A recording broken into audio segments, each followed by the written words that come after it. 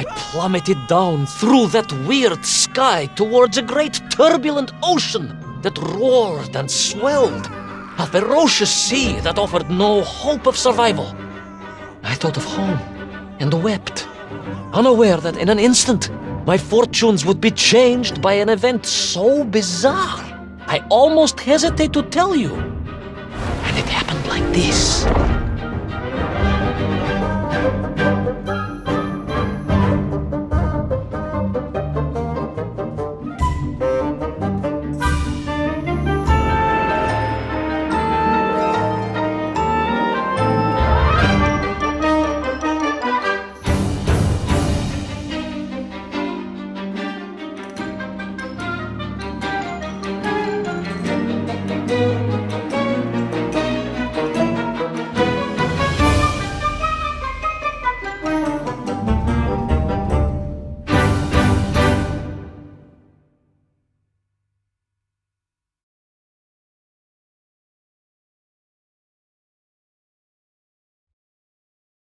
A giant whale? It was huge, General. You were swallowed by a giant whale. Yes, General. You look remarkably well for a man who was swallowed by a whale. I am blessed with a strong constitution, General.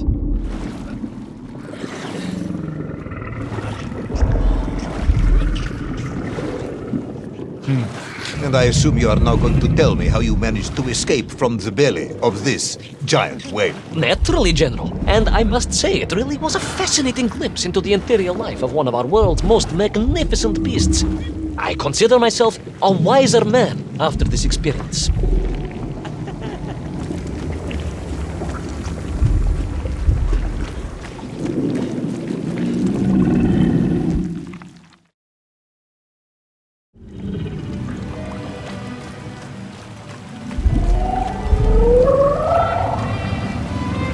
Extraordinary place, General. I could perhaps deliver a lecture on the subject to Moscow University's Zoological Society, if you like. I only want to help. The Moscow University Zoological Society has, I suspect, better things to do than listen to the ramblings of a man who claims he was swallowed by a whale.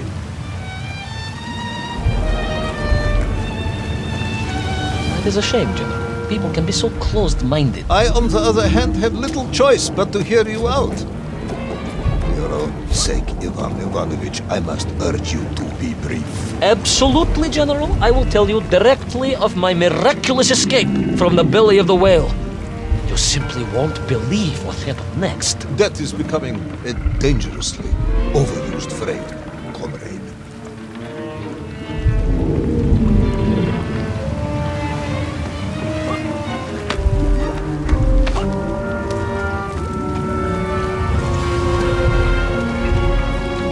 And so I found myself deep within the whale's organs. A strangely beautiful place. A sort of fleshy wonderland. A glade of polyps and globules. A landscape as awe-inspiring in its way as the forests and mountains of Altai. Oh, my home, General, that I yearned and longed for, and only hoped, as I hope now, that I might one day see again. I think we're all longing for home at this point. Oh, with warm slippers, a mug of steaming Spitsin, and a roaring fire. Not far from home, trapped inside a monstrous fish, with only the strange and evil-looking worms that infested its gut for company. With only one's dedication to one's country and mission to keep one from falling into despair. But no, General, I could not. I had to escape, to find Little Orpheus and my way back to the surface and home.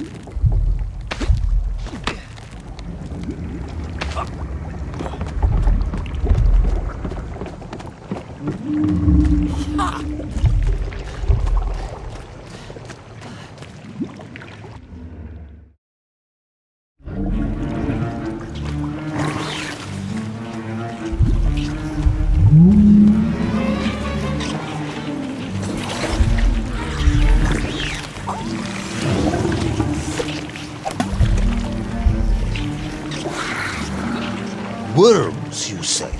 Living inside the whale? Oh, they were horrid things, those worms, General. And most unwelcome, I would say. Parasites. Yet just how rampant their infestation was, nor of the tremendous sizes they could grow to. At that point, my thoughts were only of escape. And I had a plan. Yes, I'm sure you did.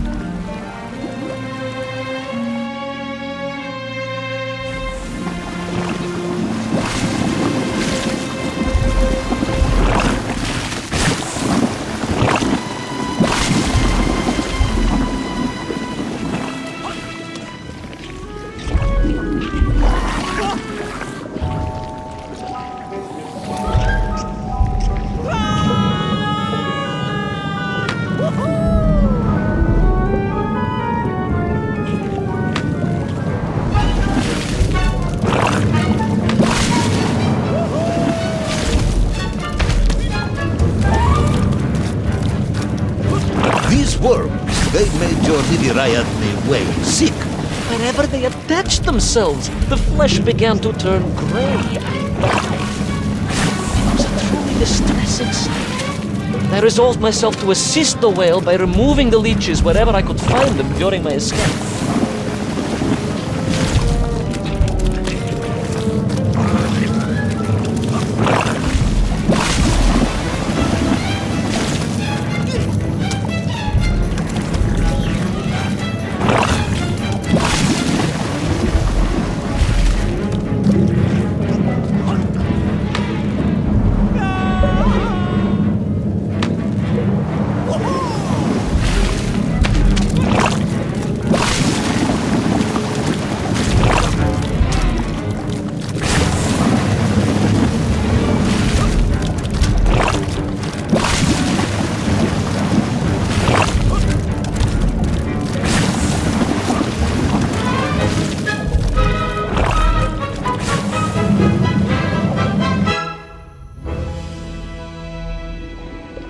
In my mind, it was a simple plan, General.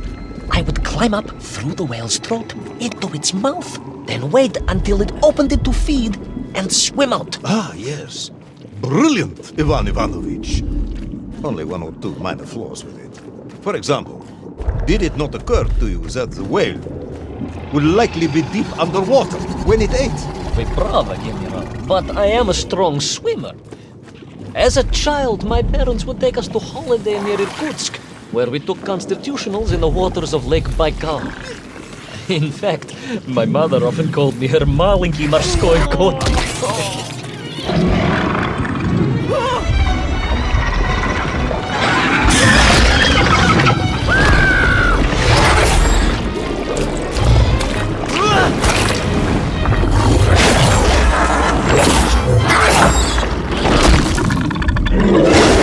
A giant worm for a giant whale, huh?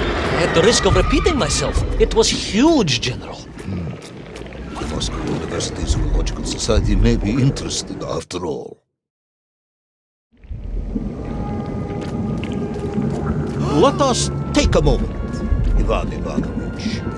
Your ridiculous plan to escape through the mouth of the whale failing, you would now have me believe you had embarked on some misguided crusade to free it of the worm infestation. To what end, exactly? When one suffers, we all suffer, General.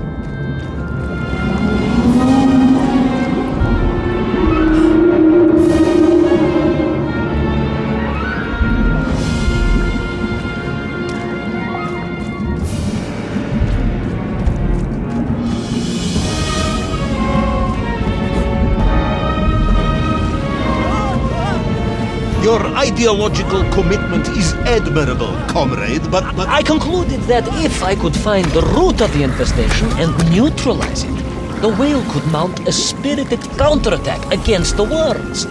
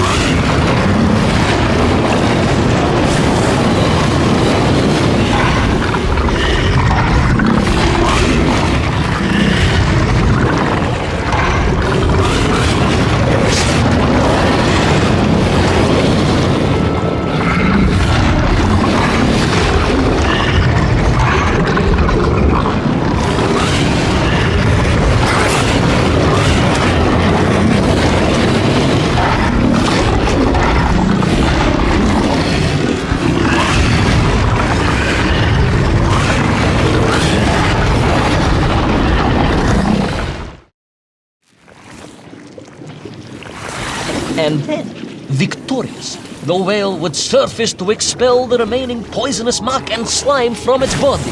And at that point, I could escape through the nearest convenient orifice. In this case, most likely the blowhole.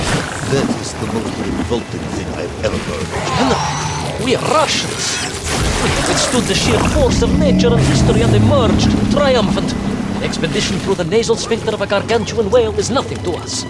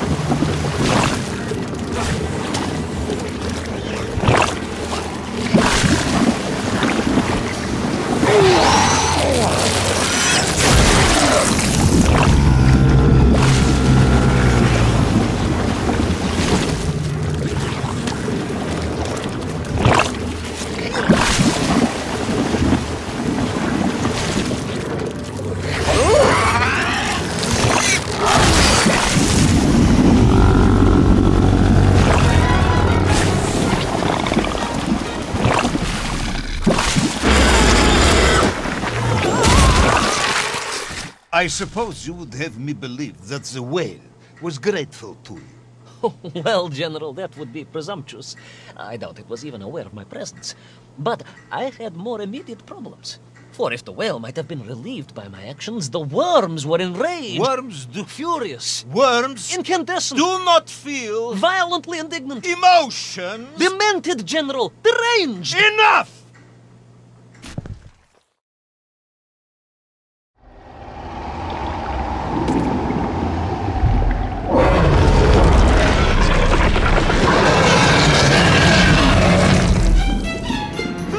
Where is Little Orpheus? Where is my bomb? Unless you are trying to tell me the whale swallowed that as well. No, General, that would be absurd. No, Ivanovich, you are absurd. Your story is absurd. This whole ridiculous fairy tale is absurd.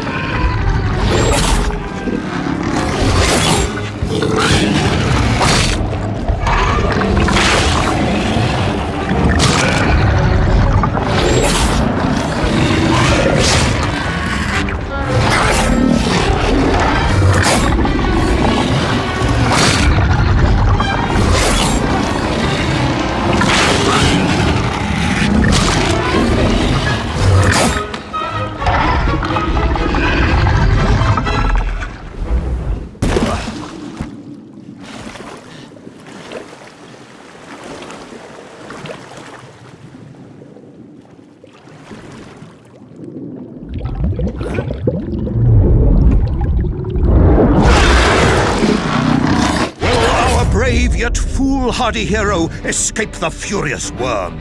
Will he be doomed to spend his days trapped in the innards of a bad-tempered cetacean? Where is the whale swimming to in such a rush, and what will it do when it gets there? Is the general about to lose his temper and order the cosmonaut shot? All of these questions and more must surely be answered in the next exciting episode of Little Orpheus!